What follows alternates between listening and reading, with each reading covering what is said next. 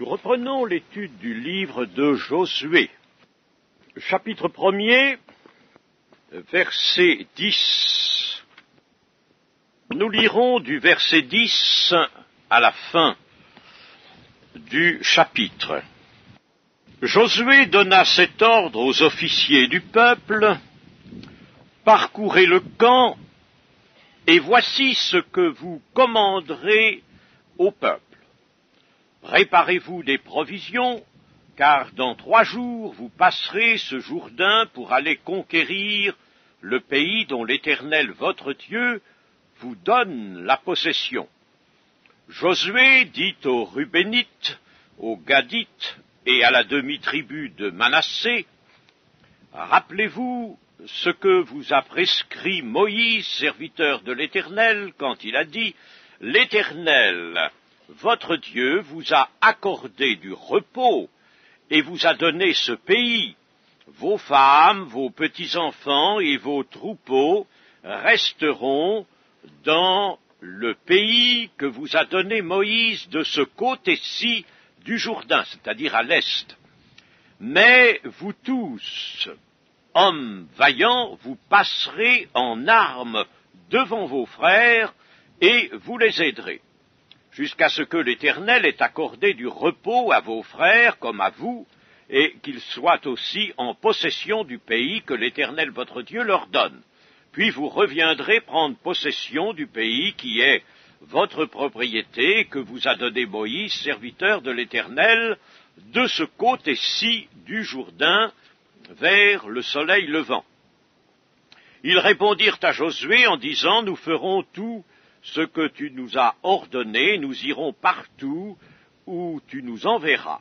Nous t'obéirons entièrement comme nous avons obéi à Moïse. Veuille seulement l'Éternel ton Dieu être avec toi comme il a été avec Moïse. Tout homme qui sera rebelle à ton ordre et qui n'obéira pas à tout ce que tu lui commanderas sera puni de mort. Fortifie-toi seulement et prends courage.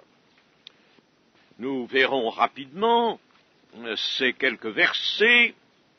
Il y a d'abord cet ordre que Josué donne aux officiers du peuple.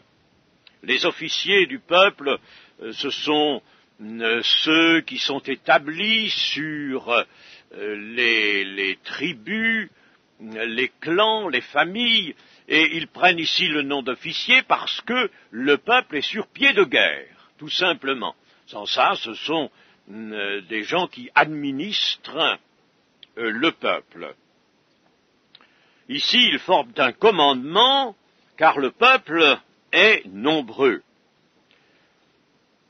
Et la recommandation essentielle de Josué est de se munir des provisions nécessaires à une expédition.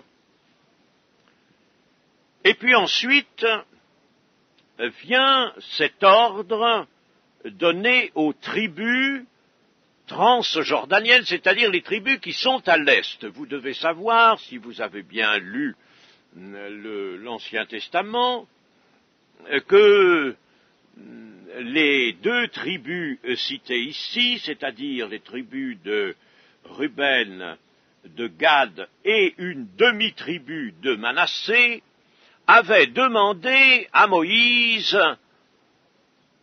de s'établir, de leur permettre de s'établir à l'est du Jourdain. On avait rencontré là un pays qui avait été libéré et qui était très propice à l'élevage des troupeaux, et il avait fait envie, il faut bien le dire, à ces 2 tribus ennemies. Et Moïse, après avoir consulté l'Éternel, leur avait permis cela, puisque d'ailleurs le pays de la promesse s'étendait jusqu'à l'Euphrate. Par conséquent, c'était assez plausible. Mais sous, évidemment, la promesse que les hommes en état de porter des armes de ces 2 tribus ennemies ne manqueraient pas d'aller avec leurs frères à la conquête de la partie ouest du Jourdain, celle où se situe, à proprement parler, le pays de Canaan. le peuple de Dieu doit vivre et combattre dans l'unité. Et les hommes des deux tribus ennemies qui déjà étaient installés dans les territoires situés à l'est ne pouvaient pas abandonner leurs frères. Mais dans tout le peuple de Dieu, dans l'Église notamment, c'est dans l'action commune, sous un même ordre de marche, c'est-à-dire sous une même parole, sous une même doctrine, que l'unité du peuple de Dieu peut se révéler. Nous avons déjà là une leçon à l'encontre de tous ceux qui prétendent obtenir l'unité du christianisme en dehors de cette unité devant la parole de Dieu, devant la vérité. C'est dans l'action commune sous un même ordre de marche, sous une même parole. C'est là que l'unité peut se faire. L'unité peut se faire en raison, certes, du lien qui unit les hommes entre eux, les hommes qui composent le peuple de Dieu, bien sûr, mais ce lien nécessite également la vérité, le maintien de la vérité. Il faut marcher sous la bannière de la vérité. Et s'il n'y a pas cela, il n'y a pas d'unité possible. Vous voyez, par conséquent, l'œcuménisme, vous savez ce que c'est maintenant, trouve ici sa condamnation. Il ne peut pas être quelque chose de bon, mais au contraire de très mauvais, attendu qu'il entend construire l'unité du christianisme en dehors de toute unité devant la parole de Dieu, unité devant la vérité. Sans la vérité, hors la vérité. Nous avons aussi une leçon à recueillir ici. Si nous sommes vraiment chrétiens, si nous avons trouvé le repos, comme les gens de ces deux tribus ennemies avaient trouvé, selon le terme qui est dans notre texte, le repos. Ils avaient pu s'établir, ils étaient là dans le repos, ils étaient eux déjà arrivés dans le pays de la promesse. Eh bien, si nous avons trouvé le repos, la paix en Jésus-Christ, alors nous aurons à cœur d'aider nos frères à l'obtenir ici. Et qui sont nos frères à aider? Eh bien, nos frères à aider sont ceux que Dieu connaît d'avance. C'est ce peuple nombreux que Dieu a. J'ai ici un peuple nombreux. Nous ne connaissons pas le peuple que Dieu a et qui ne s'est pas encore révélé, qui ne s'est pas encore manifesté. Mais tant que l'Église est sur la terre, il y en a un. Et ce peuple qui sera manifesté, un jour, arrivera à s'amenuiser, il n'y en aura plus qu'un, il y aura un dernier qui entrera, et ce sera la fin. Mais tant que le Seigneur maintient l'Église ici, c'est qu'il y a encore un peuple à sauver. Sans doute, aujourd'hui, est-il très étroit, ce peuple. La terre est envahie par les ténèbres, et bien entendu, dans ces ténèbres profondes, sous la pression du mal, de ces idées qui poussent les hommes au mal, eh bien, il est évident que l'émergence de la foi est de plus en plus problématique. C'est difficile au milieu d'une population comme celle de Sodome, par exemple, Gomorrhe et Sodome, c'est difficile là de trouver des gens de foi, et vous voyez qu'il n'y en avait pas beaucoup. Et nous arrivons, n'est-ce pas, à une situation finale comme celle-ci, l'athéisme, le rationalisme, le rejet de la parole de Dieu, de toute morale, aboutit à une situation de fermeture des cœurs, d'incrédulité. L'incrédulité grandit, se fortifie, l'iniquité s'accroît et l'amour du plus grand nombre se refroidit, l'amour pour Dieu. Alors, bien entendu, le peuple que Dieu a encore à sauver devient de plus en plus étroit, au point qu'un jour, il n'y en aura plus qu'un, un homme, qui entrera le dernier dans l'Église, et ce sera fini. Alors nous sommes déjà dans ce temps où le peuple que Dieu a sauvé se réduit. Alors vous me direz, mais alors est-ce la peine d'entreprendre tellement d'évangélisation? Eh bien, l'évangélisation, le mot n'est peut-être pas tout à fait celui qui convient, mais le Seigneur Jésus nous a dit que jusqu'à la fin, il fallait apporter la prédication du royaume de Dieu pour servir de témoignage aux nations. Il n'a pas dit pour les convertir, pour servir de témoignage, même de témoignage contre eux. Et notre rôle dans l'Église n'est pas seulement d'évangéliser. Je dirais que notre rôle entendu dans toute sa totalité, notre mission, notre rôle de l'Église, c'est de proclamer le royaume de Dieu pour servir de témoignage. Ça, j'y viens de temps en temps à cette pensée-là, parce que je pense, je sais, je vois bien, et pas moi seul, que nous ne comprenons pas la mission de l'Église. Voyons toujours évangéliser, gagner des âmes. C'est bien, et nous voulons voir le résultat. Là aussi est une de nos erreurs.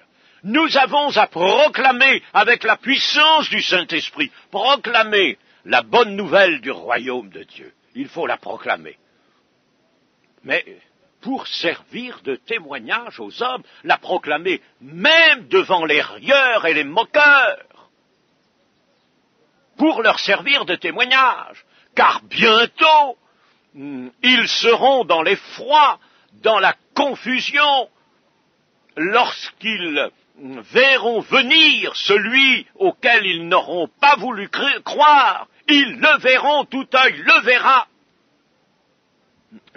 Et il y aura d'ailleurs dans le cours, bientôt, avant même les jugements, il y aura les solennels avertissements de Dieu par le moyen des deux témoins, les deux témoins par le moyen des trois anges qui parcourent la terre un évangile éternel à la main, et qui eux aussi disent à une population rebelle, terriblement rebelle, donnez gloire à Dieu. Alors Dieu va véritablement, il veut avertir les hommes, même si ces hommes se moquent, même s'ils repoussent.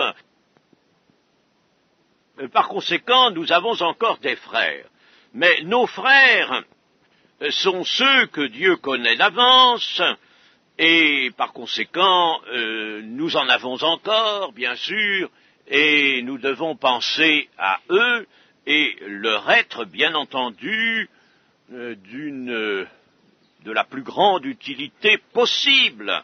Par conséquent, nous serons intéressés par l'œuvre des missions, nous serons intéressés aussi par les souffrances des frères qui sont déjà manifestés, frères ou sœurs qui sont déjà manifestés et qui sont sous le coup des persécutions. Il y a beaucoup de persécutions, le Seigneur Jésus l'avait annoncé à la fin des temps qu'il y aurait des persécutions, et que même dans les familles, des membres d'une famille dénonceraient d'autres membres, et c'est ce qui se fait dans les pays de l'Est. Tout cela se réalise depuis déjà un certain nombre d'années, et il faut penser à nos frères persécutés. Par conséquent, il faut qu'au moins dans la prière, et par peut-être divers moyens, l'envoi par exemple de Bibles, C'est un des moyens, il y en a peut-être d'autres, je ne sais, mais enfin, il faut que nous soyons présents dans cette lutte avec eux. Et nous allons arriver maintenant au chapitre 2. Alors, le chapitre 2 contient 24 versets. Nous allons le lire dans son entier, car c'est une histoire qui forme un ensemble. Chapitre 2.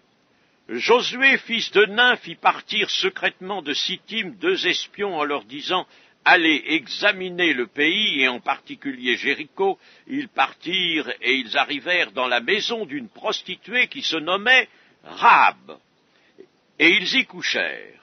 On dit au roi de Jéricho « Voici, des hommes d'entre les enfants d'Israël sont arrivés ici cette nuit pour explorer le pays. » Le roi de Jéricho envoya dire à Rahab « Fais sortir les hommes qui sont venus chez toi, qui sont entrés dans ta maison, car c'est pour explorer tout le pays qu'ils sont venus. » La femme prit les 2 hommes et les cacha.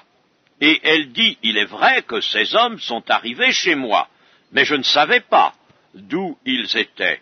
Et comme la porte, il s'agit de la porte de la ville, et comme la porte a dû se fermer de nuit, ces hommes sont sortis de la ville. J'ignore où ils sont allés. Hâtez-vous de les poursuivre, et vous les atteindrez. » Elle les avait fait monter sur le toit, et les avait cachés sous des tiges de lin qu'elle avait arrangées sur le toit. Ces gens les poursuivirent par le chemin qui mène au gué du Jourdain, et l'on ferma la porte après qu'ils furent sortis, la porte de la ville. Avant que les espions se couchassent, Rahab monta vers eux sur le toit, et leur dit « L'Éternel, je le sais, vous a donné ce pays, la terreur que vous inspirez nous a saisis, et tous les habitants du pays tremblent devant vous. Car nous avons appris comment, à votre sortie d'Égypte, l'Éternel a mis à sec devant vous les eaux de la mer Rouge, et comment vous avez traité les 2 rois des Amoréens au-delà du Jourdain, Sihon et Og, que vous avez dévoués par interdit, c'est-à-dire passés au fil de l'épée. Nous l'avons appris, et nous avons perdu courage, et tous nos esprits sont abattus à votre aspect, car c'est l'Éternel votre Dieu, qui est Dieu en haut dans les cieux et en bas sur la terre. Et maintenant, je vous prie, jurez-moi par l'Éternel que vous aurez pour la maison de mon père la même bonté que j'ai eue pour vous. Donnez-moi l'assurance que vous laisserez vivre mon père, ma mère, mes frères, mes sœurs et tous ceux qui leur appartiennent, et que vous nous sauverez de la mort. » Ces hommes lui répondirent, « Nous sommes prêts à mourir pour vous, si vous ne divulguez pas ce qui nous concerne. Et quand l'Éternel nous donnera le pays, nous agirons envers toi avec bonté et fidélité. » Elle les fit descendre avec une corde par la fenêtre, car la maison qu'elle habitait était sur la muraille de la ville. Elle leur dit, « Allez du côté de la montagne, c'est-à-dire du côté opposé au Jourdain, n'est-ce pas, en somme vers l'ouest et non pas vers l'est, de peur que ceux qui vous poursuivent ne vous rencontrent. Cachez-vous là pendant 3 jours, jusqu'à ce qu'ils soient de retour. Après cela, vous suivrez votre chemin. » Ces hommes lui dirent, « Voici de quelle manière nous serons quittes du serment que tu nous as fait faire. À notre entrée dans le pays, attache ce cordon de fil cramoisi à la fenêtre par laquelle tu nous fais descendre, et recueille auprès de toi dans la maison ton père, ta mère, tes frères et toute la famille de ton père. Si quelqu'un d'eux sort de la porte de ta maison pour aller dehors, son sang retombera sur sa tête, et nous en serons innocents. Mais si on met la main sur l'un quelconque de ceux qui seront avec toi dans la maison, son sang retombera sur notre tête. Et si tu divulgues ce qui nous concerne, nous serons quittes du serment que tu nous as fait faire. Elle répondit qu'il en soit selon vos paroles. Elle prit ainsi congé d'eux, et ils s'en allèrent. Et elle attacha le cordon de cramoisi à la fenêtre. Ils partirent et arrivèrent à la montagne, où ils restèrent 3 jours, jusqu'à ce que ceux qui les poursuivaient fussent de retour. Ceux qui les poursuivaient les cherchèrent par tout le chemin, mais ils ne les trouvèrent pas. Les 2 hommes s'en retournèrent, descendirent de la montagne et passèrent le Jourdain. Ils vinrent auprès de Josué, fils de Nun, et lui racontèrent tout ce qui leur était arrivé. Ils dirent à Josué, certainement l'Éternel a livré tout le pays entre nos mains, et même tous les habitants du pays tremblent devant nous.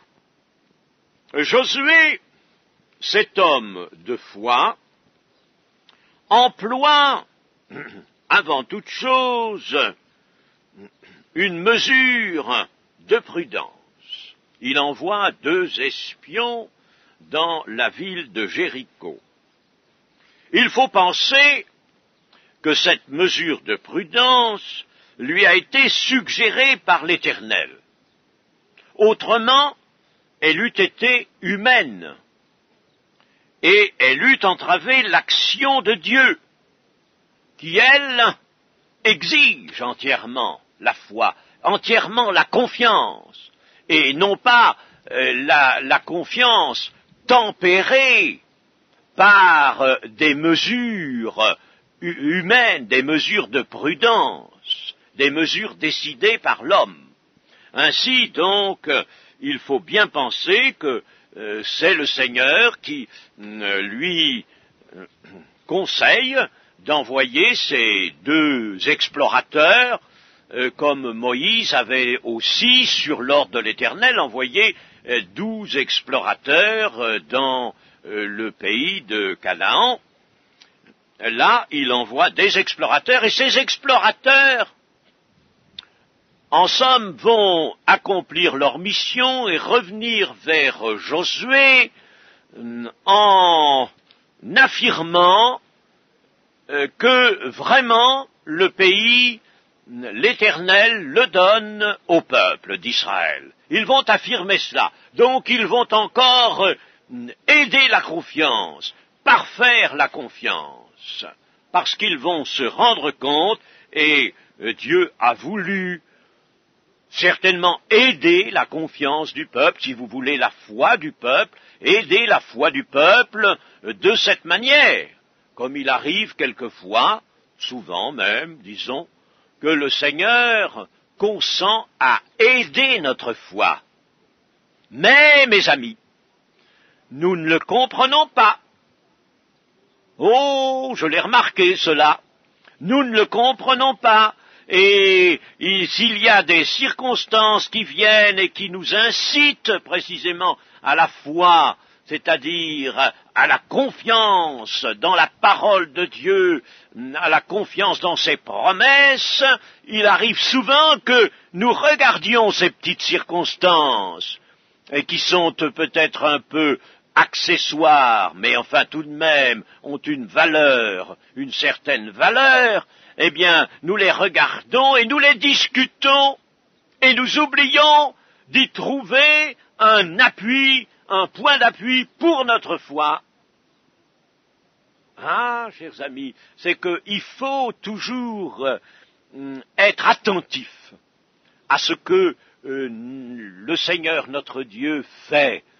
Il faut être attentif à ce qui se passe. Nous avons la foi, certes, mais nous savons que l'exercice de la foi n'est pas toujours tellement facile quand il s'agit précisément de la faire jouer devant des circonstances très éprouvantes. Eh bien, Dieu nous aide, Dieu consent à nous aider. Il dirait peut-être, par ce mode d'expression un peu familier, il nous tend des perches, et nous oublions de les saisir. Nous ne les considérons pas, ces perches. Alors ici, je pense que c'est cela. Il était bon que Josué possédât une certaine connaissance du pays de Jéricho, qu'il fallait absolument réduire pour que le peuple puisse entrer dans le pays de Canaan et s'y répandre. Là, il fallait absolument faire sauter, comme on dit quelquefois, faire sauter ce verrou qu'était Jéricho. Alors il était bon, bien sûr, en grand capitaine qu'est Josué maintenant, d'avoir une certaine connaissance. Il n'y avait pas de carte d'état-major. Et Dieu se sert de la mission des deux espions pour faire connaître à Josué l'état d'esprit qui est établi dans la ville de Jéricho. Tout le monde a peur. Tout le monde a peur. Nous avons appris comment, à votre sortie d'Égypte, l'Éternel a mis à sec devant vous les eaux de la mer Rouge et autres incidents. Nous l'avons appris et nous avons perdu courage. Le peuple est déjà travaillé dans son moral par cette peur. Et bien entendu, c'est là une action de l'Éternel. Par cette peur, l'Éternel aurait voulu qu'il y eût dans la ville de Jéricho d'autres Rahab, c'est-à-dire d'autres personnes qui aient pu, comme elle, dire « L'Éternel, votre Dieu, est Dieu en haut dans les cieux et en bas sur la terre. » Cela, nous en avons maintenant acquis la certitude, la foi, et il aurait voulu sauver dans cette ville d'autres personnes. C'était une mission périlleuse que celle de ces deux espions, une mission qui va durer un peu plus de 3 jours et qui va donc retarder un peu le passage du Jourdain.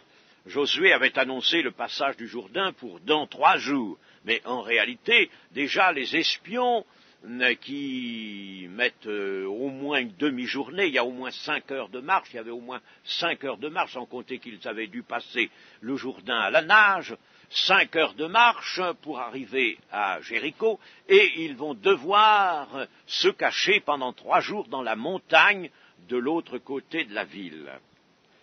Ils entrent dans la maison d'une prostituée appelée Rahab.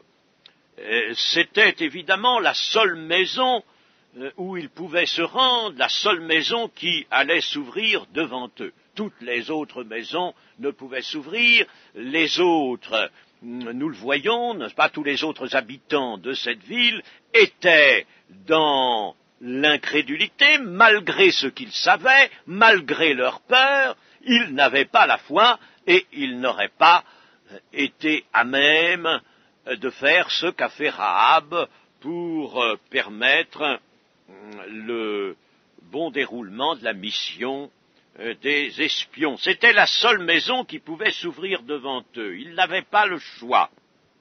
Le roi de Jéricho apprend l'arrivée des Israélites chez Rahab. Il l'apprend tout de suite.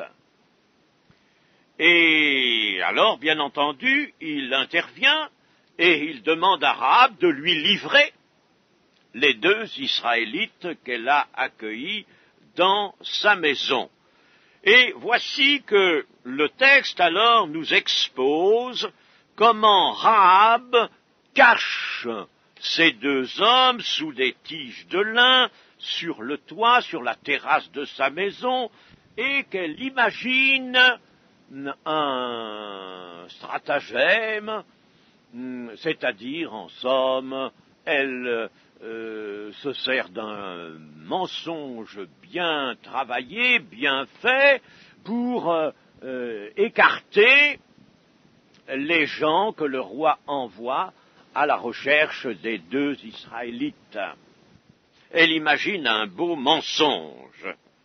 C'est un moyen qui, bien sûr, est blâmable en lui-même, et qui fut cependant le réflexe de la foi de Rahab. Elle croyait au Dieu des Israélites, elle croyait à la victoire, elle était sûre de la victoire de ceux-ci, des Israélites et elle en tire les conséquences qui conviennent. Nous reviendrons tout à l'heure sur le mensonge, parce que, évidemment, n'est-ce pas, chaque fois que l'on considère ce récit, il y a la sensibilité de notre bonne morale chrétienne qui s'émeut. Ah, comment? Rahab, elle ment, et c'est par un mensonge qu'elle est sauvée. Oh, horreur! Nous allons justifier cela tout à l'heure, n'est-ce pas, parce que notre bonne morale chrétienne, figurez-vous qu'elle n'est pas toujours très sage et très bien inspirée, et qu'elle ne sait pas toujours bien retrouver la pensée de Dieu. Et c'est dans la pensée de Dieu que se trouve précisément la vérité, c'est-à-dire la bonne manière de faire. Nous y reviendrons tout à l'heure. Tous les habitants de Jéricho ils savaient. Donc nous voyons que l'information était vraiment générale dans la ville. Ils savaient que tout ce qui s'était passé, même la sortie d'Égypte à travers la mer Rouge, ils savaient tout cela. Ils savaient comment 2 rois des Amoréens avaient été traités, Sihon et Og. Ils avaient en somme suivi tout ce périple. La traversée de la mer Rouge, ça remontait 40 ans en arrière. Eh bien, ils connaissaient toute cette histoire-là. Et il faut bien se dire, n'est-ce pas, que, en somme, le mouvement du peuple d'Israël pendant ces 40 ans avait été connu, vous voyez, bien connu de tout le monde. On en avait parlé, des gens avaient circulé et avaient informé, on savait tout cela. Et on avait bien remarqué qu'il y avait une grande autorité, une autorité invisible qui avait présidé à toute cette action qui avait duré 40 ans. Donc, ils savaient très bien, mais ils ne croyaient pas. Ah, ils ne croyaient pas de cette foi qui détermine l'œuvre, qui détermine l'action, de cette foi qui se manifeste, comme dit Jacques, par des œuvres, il faut que la foi se manifeste par quelque chose. Alors, ils ne savaient pas de cette foi-là, ils ne croyaient pas de cette foi-là, ils savaient, ils étaient convaincus que tout ce qu'on leur avait dit était vrai, puisqu'ils étaient même dans l'accablement. S'ils n'avaient pas eu une certaine foi venue de l'information, et s'ils n'avaient pas quand même reçu cette information comme chose véridique, ils n'auraient pas été accablés, ils n'auraient pas eu peur, mais ils étaient dans la peur. Donc, voyez, ils avaient cette foi de l'information qui leur avait été donnée, mais ils n'avaient pas la foi qui sauve. Vous voyez, là, on retrouve bien la différence entre la foi qui s'attache seulement à l'information, qui s'attache aux événements, qui s'attache aux faits, mais une foi qui n'entraîne pas l'action, qui n'entraîne pas l'œuvre, et qui par conséquent n'est pas une foi qui peut sauver. On est justifié par la foi sans les œuvres de la loi, mais attention, par une foi qui va se manifester cependant par des œuvres propres à elle-même, propres à la foi. Paul et Jacques ne sont pas en désaccord, loin de là. Une foi qui va se manifester, et la foi aujourd'hui, la foi du chrétien, elle se manifeste comment? Eh bien, elle se manifeste par le fait que nous allons d'abord nous repentir, nous allons nous humilier, nous allons renverser la vapeur, nous n'allons plus vouloir continuer de faire ce que nous faisions, nous allons venir à Jésus-Christ, nous allons prier le Seigneur, nous allons lui offrir notre vie, nous allons lui demander son secours. Eh bien, c'est cela la première œuvre de notre foi. Mais celui qui dit « je crois au Seigneur Jésus » et qui reste là sans bouger, sans rien vouloir transformer de sa vie, de ses pensées, de lui-même, c'est un homme qui peut-être a la certitude, les certitudes que l'Évangile est véritable et véridique, il a cette certitude, mais il n'en tire pour lui-même aucune conséquence, il n'a pas la foi qui sauve. Donc la foi qui sauve est toujours une foi qui va se manifester. Tout d'abord par un changement d'attitude. La repentance est un demi-tour. Alors ce demi-tour, si on ne le voit pas, s'il ne se fait pas, c'est qu'il n'y a pas la foi qui sauve. Et c'est très important ça. Combien de fois ne l'avons-nous pas dit au cours de nos études? Alors El-Rab, elle sait que sa ville est promise à la ruine et à la mort, et elle veut attendre son salut, elle veut le salut, elle le veut, elle ne veut pas mourir, elle veut le salut, et elle veut attendre son salut et celui de ses proches, de toute sa famille, d'une délivrance qu'elle demande à ces Juifs-là. Elle ne voit qu'eux, elle n'a qu'eux en face d'elle. Elle le demande, et en le demandant à ceux-là, qui sont les envoyés de Josué, et Josué est l'envoyé de Dieu, alors elle demande en somme une délivrance à Dieu, en la demandant à ces deux hommes israélites, elle veut son salut d'une délivrance, et elle leur demande la délivrance, à eux, donc à Dieu. Pourquoi se perdrait-elle à cause de l'incrédulité de ses concitoyens? Ses concitoyens sont aussi bien renseignés qu'elle, ils ont la même peur qu'elle, et pourquoi alors ils ne veulent pas, eux, ils vont fermer leur ville, ils vont résister? Eh bien, elle ne veut pas, elle, périr à cause de l'incrédulité de ses concitoyens. Ils sont renseignés aussi bien qu'elle, elle n'a rien à leur apprendre, mais eux n'ont pas la foi qui sauve. Mais elle a reconnu dans toute les opérations dont elle est instruite, elle a reconnu la main de ce Dieu qui est en haut et en bas sur la terre. Et alors elle va permettre à ces deux hommes de s'évader. Et cela est d'autant plus facile que sa maison surplombe, comme nous le voyons encore dans des vieilles citadelles, même en France. Ici, nous voyons des maisons qui sont établies sur le mur d'enceinte de la ville, n'est-ce pas?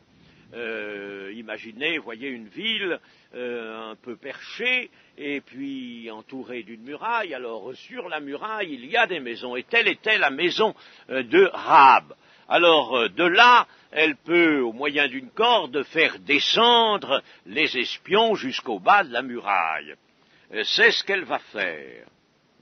Seulement elle fait des recommandations très sages. Elle leur dit, cachez-vous pendant 3 jours, parce que si jamais vous prenez le chemin du retour vers le Jourdain, là, les hommes du roi vont vous rencontrer et vous allez être pris. Alors restez cachés dans les cavernes de la montagne, par là, ils n'iront pas vous chercher là, restez cachés là, et attendez que ceux qui vous cherchent soient rentrés dans la ville. Quand ils seront rentrés dans la ville, vous pourrez alors prendre le chemin du Jourdain et retourner là-bas. Les espions descendent la muraille et s'en vont vers la montagne du côté opposé, mais ils font des conventions avec Rahab avant leur départ. Les conventions sont au nombre de 3. Ils disent donc à Rahab qu'ils sont bien décidés, comme elle l'a demandé, à assurer son salut, à lui éviter la mort, pour elle et pour toute sa famille, mais à 3 conditions. La première, c'est qu'il y ait un cordon de fil cramoisi qui pende à la fenêtre par laquelle Rahab les fait descendre, donc la fenêtre qui donne sur l'extérieur. Deuxième condition, que Rahab recueille en sa maison tous ceux de sa famille qu'elle désire sauver, et que ceux-là ne s'avisent pas de sortir de la maison. Il faut qu'ils soient là, dans la maison, qu'ils attendent le salut dans la maison. Et puis, troisième condition, que Rahab soit parfaitement discrète, qu'elle ne divulgue rien de la mission de ces deux hommes, qu'elle n'en dise rien à personne, bien entendu. Le cordon cramoisi, vous en avez certainement déjà entendu parler, peut-être avez-vous entendu des prédications d'évangélisation sur cela, la couleur cramoisie étant la couleur du sang, le cordon qui est attaché à la fenêtre, cordon cramoisi, est un signe, évidemment, un signe du sang rédempteur. Et vous me direz, mais comment à l'époque, parce qu'il faut être tout de même, nous étudions le récit, n'est-ce pas? Il faut se représenter les conditions du moment. Alors comment pouvait-on discerner le sang de la sainte victime par la vue de ce cordon cramoisi, que ce cordon cramoisi annonce pour nous, ou soit le signe du sang rédempteur? Pour nous, c'est facile. Nous avons le Nouveau Testament. N'est-ce pas? C'est facile, alors nous pouvons relier les choses entre elles. Mais pouvait-on, à l'époque où cette prise de Jéricho s'est déroulée, pouvait-on vraiment remonter du cordon cramoisi au sang rédempteur? Eh bien, sans doute non. Mais le cordon de couleur cramoisie reste là dans le récit d'abord, il est là dans la parole de Dieu, et puis ensuite, il est resté dans la mémoire, et même dans le cœur de tous les enfants d'Israël. On relisait ces récits, et ce cordon cramoisi était là, un signe auquel le salut est assuré. Il y a aussi, n'est-ce pas, il ne faut pas oublier, il y a eu la Pâque juive. Et la Pâque juive, elle, a été ce passage de l'ange exterminateur sur les maisons en Égypte, et l'ange exterminateur est passé, c'est le sens de Pâques, du mot Pâques, il est passé au-dessus des maisons qui avaient le signe du sang. Les poteaux et le linteau de la porte avaient été enduits du sang de l'agneau avec un rameau d'hysope. Alors, bien sûr, les Israélites pouvaient déjà faire ce rapprochement entre le sang de la Pâque, le sang de l'agneau l'agneau pascal, et le cordon cramoisi. Et tout cela, évidemment, s'implantait dans l'esprit des Israélites et les préparait à la venue du Seigneur Jésus et au sacrifice du Seigneur Jésus, que des Israélites comprendront avec même facilité s'ils ont gardé la piété ancestrale. Et nous voyons par conséquent simplement ceci, comment Dieu, à travers les ans, a toujours utilisé les circonstances pour attirer la pensée du peuple d'Israël sur le cramoisi du sang, sur le signe du sang, le sang qui est un signe au moyen duquel on échappe à la mort et l'on reçoit la délivrance. Il nous faut maintenant parler du mensonge de Rahab et de sa foi.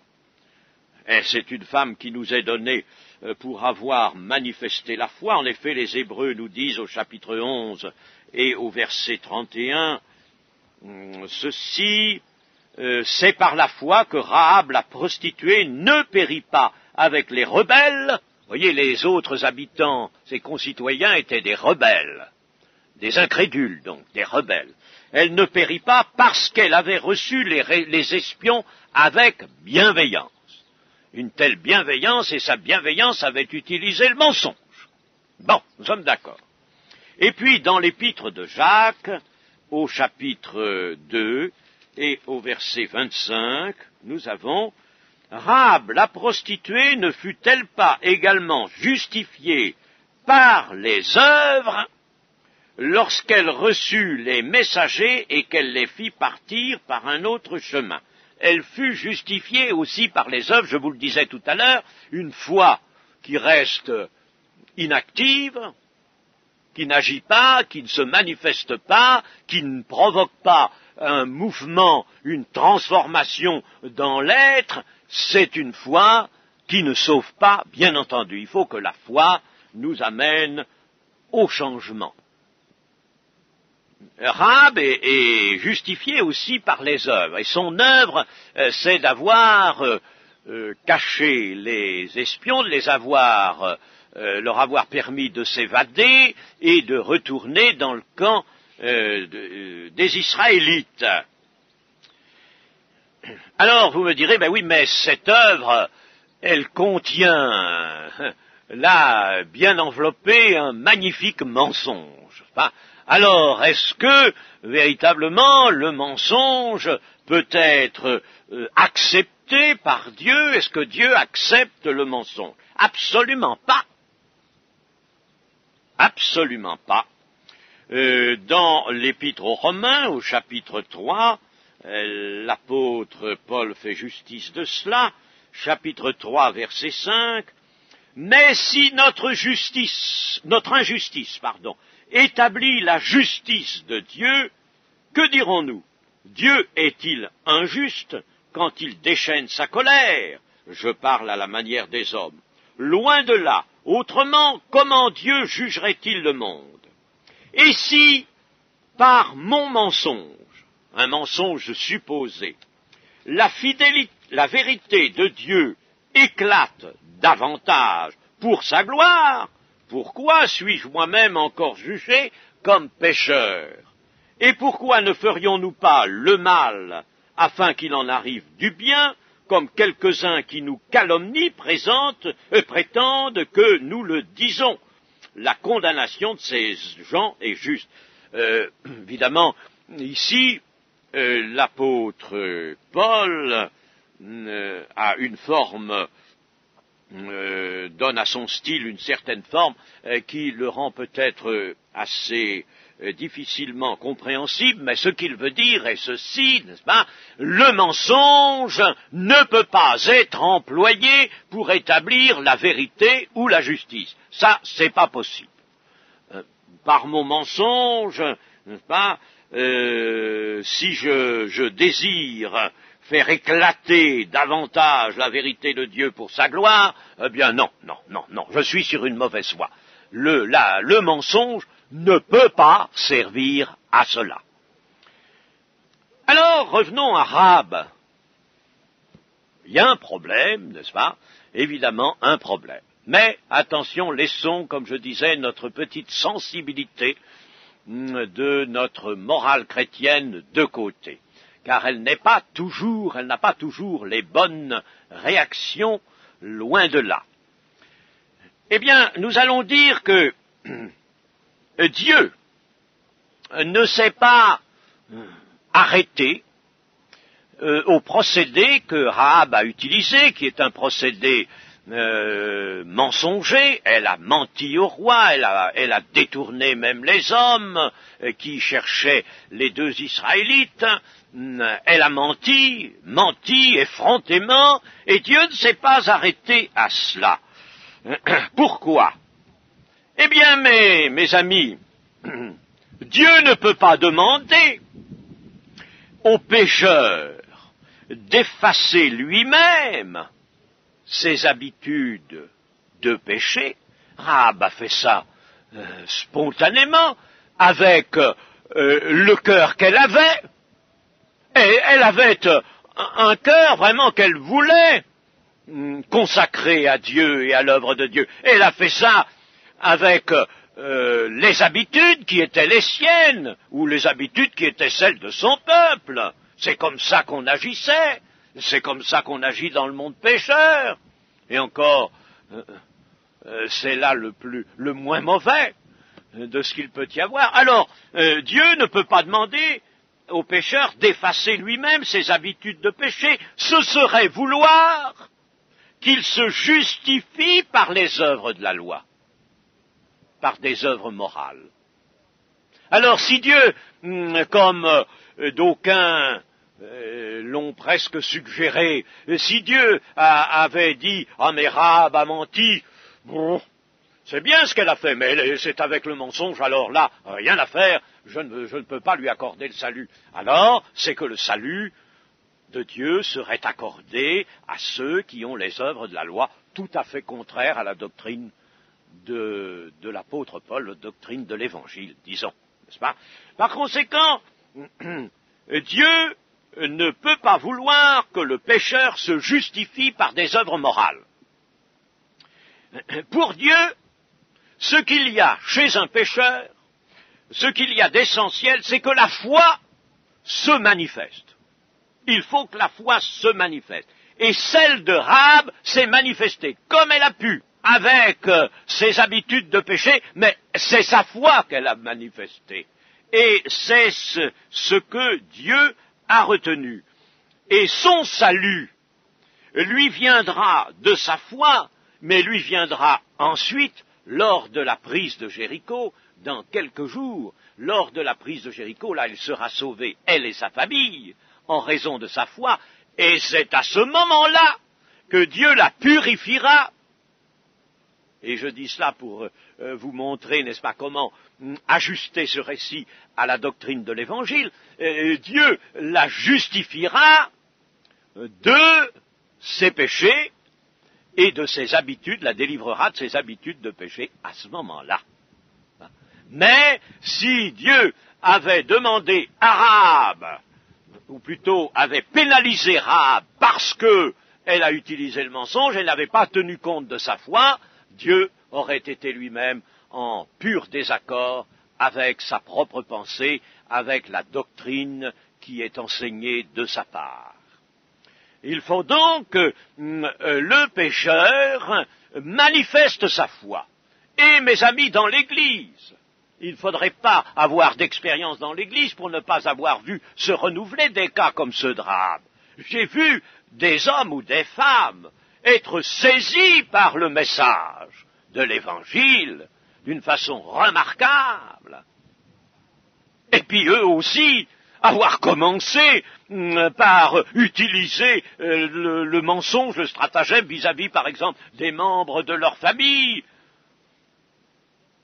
Et quand je m'en suis aperçu, eh bien, je ne leur ai rien dit. J'ai laissé la foi opérer. Je ne leur ai rien dit. Je n'aurais pas dit, vous savez, c'est pas beau ce que vous avez fait là, c'est pas très joli. Pas. Ils auraient pu me répondre ceci, mais Jacob, qui a été agréable à Dieu, qu'est-ce qu'il a fait aussi, lui, Jacob? Il a menti, il a trompé tout le monde. Mais oui, c'est vrai, mais il avait la foi. Et sa foi, c'est ce que Dieu a retenu, c'est ce qui a été agréable à Dieu. Et plus tard, Dieu l'a changé, l'a transformé, l'a lavé. Mais ne demandons pas une situation morale chez quelqu'un et l'absence de péché avant qu'il n'y ait eu la justification, avant qu'il n'y ait eu la régénération. Et je vous dis, j'ai vu des cas. Un jour, il y a une femme qui était véritablement soulevée par la foi, c'était admirable, et qui est entrée d'ailleurs dans une repentance comme j'aimerais beaucoup en voir, et toujours en voir maintenant, chez les gens qui se convertissent. Et puis alors, elle vient me raconter, elle me dit, vous savez, j'ai dit à mon mari ceci, cela, j'ai fait ceci, cela, pour qu'on ne sache pas, pour qu'on ne voit pas, pour que je puisse être libre, etc. Elle me raconte toute son affaire, mais vous savez, c'était pour elle la foi. Et je lui ai pas dit. Oh, je me suis bien gardé. Plus tard, elle m'a dit, c'était pas très joli ce que j'ai fait là. Non, c'était pas très joli, non. Mais le Seigneur a regardé la foi de votre cœur, et en raison de cette foi, il vous a conduit à la régénération, et cela, maintenant, vous seriez incapable de le faire. N'est-ce pas? Et après, elle est allée avouer à son mari, voilà, maintenant je crois, je me suis converti, je vais me faire baptiser. Vous comprenez, n'est-ce pas? Alors, comprenons nous aussi, n'est-ce pas, voyez-vous, et n'allons pas fausser la doctrine, n'allons pas fausser la marche des choses si vous voulez, le mécanisme de la rédemption, du salut, en y introduisant à tort et à travers notre conception morale. Quand il ne faut pas, quand elle gêne, quand elle est gênante, laissez les cœurs venir au Seigneur. Laissez le Seigneur les purifier. C'est ce qu'il faut faire. Ah, vis-à-vis d'un chrétien, c'est tout autre chose. Si un chrétien venait me dire, ah, vous savez, j'ai arrangé les choses comme ça, n'est-ce pas? J'ai dit que tout ça pour arriver à ce que je voulais. Je ne pourrais pas le féliciter, au contraire, je lui demanderais de se confesser devant le Seigneur et de se repentir, n'est-ce pas, d'un péché, et de ne plus recommencer, bien sûr, à un chrétien. Mais ce n'est pas la même chose à une âme qui vient à la foi et qui rencontre ce mouvement nouveau en elle qu'elle ne connaissait pas, de la foi qui sauve, de la foi en Jésus, qui nécessairement conduit cette âme à faire quelque chose. Il faut qu'elle fasse quelque chose. Et la Rahab, eh bien, qu'est-ce qu'elle avait à faire? Elle a fait ce qu'elle a pu. Il fallait qu'elle sauve ses hommes. Ces hommes, c'étaient les représentants du Dieu très haut. Elle le savait. Et c'était le Dieu très haut qui avait raison. Et les Israélites étaient bien le peuple de Dieu. Alors, elle fait ce qu'elle peut. Vous comprenez quel est le regard de Dieu sur ces choses? Le regard de Dieu est pur, oui, bien sûr, mais le regard de Dieu est un regard de miséricorde qui veut sauver. Comprenons bien ces choses-là, comprenons-les bien, chers amis, parce que de cela dépendra notre attitude vis-à-vis des âmes. Que le Seigneur nous conduise. Amen.